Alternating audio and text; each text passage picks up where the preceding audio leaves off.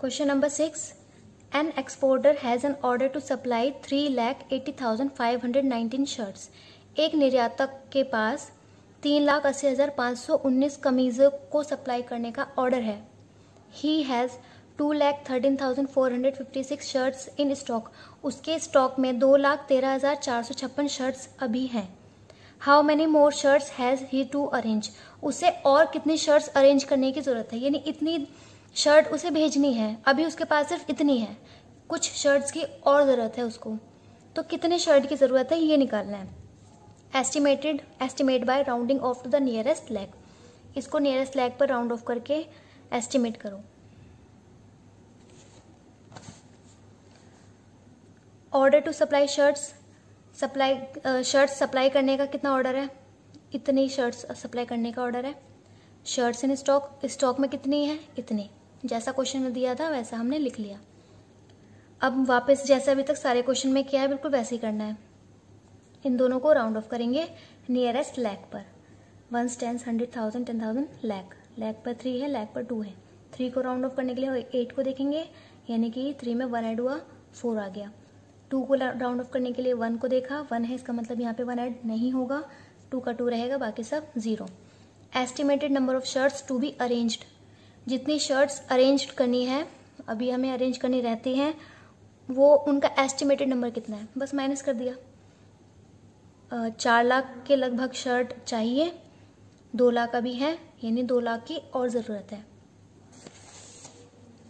Question number 7, a big car costs ₹8,17,812। एक बड़ी car है जिसकी कीमत 8,17,812 रुपये है। And small one costs ₹3,85,906। छोटी कार है, उसकी कीमत है 3,85,906 रुपये। Estimate the difference in their cost. इन दोनों की कीमत में कितना डिफरेंस है उसको एस्टिमेट करना है। कॉस्ट ऑफ बिग कार, बड़ी कार की कॉस्ट लिख दी, स्मॉल कार की कॉस्ट लिख दी। वापस दोनों को एस्टिमेट करेंगे जैसे अभी तक सभी क्वेश्चन में किया है। तो राउंड ऑफ वही है, लैख पर करना है, लैख पर ये दोनों नंबर है। इसको राउंड ऑफ किया 8 लाख आया, इसको राउंड ऑफ किया 4 लाख आया। एस्टिमेटेड डिफरेंस, इन दोनों का एस्टिमेटेड डिफरेंस कितना है, माइनस कर देंगे, डिफरेंस पूछा है तो माइनस ही करेंगे, माइनस करके 4 लाख आंसर आया। क्वेश्चन नंबर 8 है, right the following in estimated form. इनको एस्टिमेटेड फॉर्म में लिखना है। आई am 15 years 3 months 8 days old. मैं 15 साल 3 महीने 8 दिन का हूँ।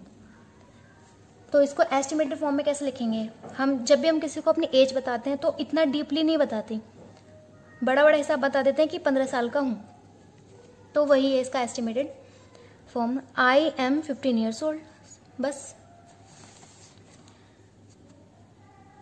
28,30,145 teachers are working in a primary schools in a country.